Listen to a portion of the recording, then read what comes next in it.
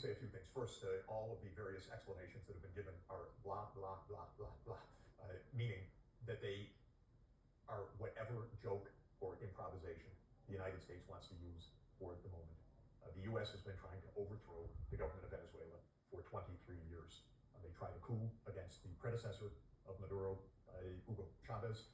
They have announced that the U.S. is the enemy, that Venezuela is the enemy of the United States, to put it more clearly, because this has been a left-wing regime that believes that Venezuela's resources belong to Venezuela, and that Venezuela does not have to follow the U.S. Dictates on who controls the oil and who receives the rents, and so on. And so this is a long story, and it's very important to understand. In 2017, in Trump's first year of office, he said to a dinner table of Latin American leaders, why don't I just invade Venezuela? Two of the leaders talked him down from that. I heard from two presidents that were there independently about this dinner. That idea of Trump of invading Venezuela is 8 years in the making. The lead cheerleader of invading Venezuela was Senator Marco Rubio, and now Secretary of State Marco Rubio. And there were celebrations in Florida today of Venezuelan expats and others celebrating the U.S. action. What does this mean?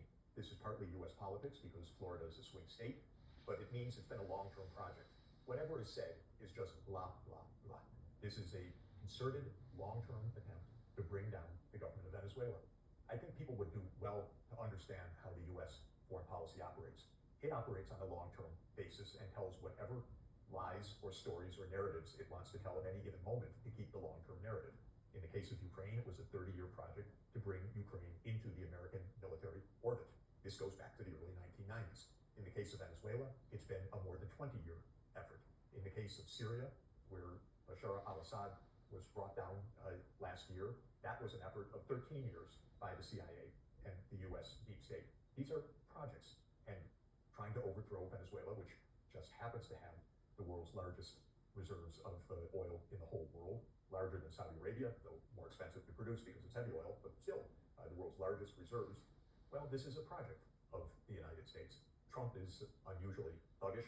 The collapse of the American constitutional order is very far advanced. I would say, if you think about Roman history going from the Roman Republic to the Roman Empire, which is usually dated to 27 BC with Augustus becoming the princeps, I would say we're somewhere into the reign of Tiberius now. In other words, the U.S. stopped being the constitutional order 10, 20, 30 years ago.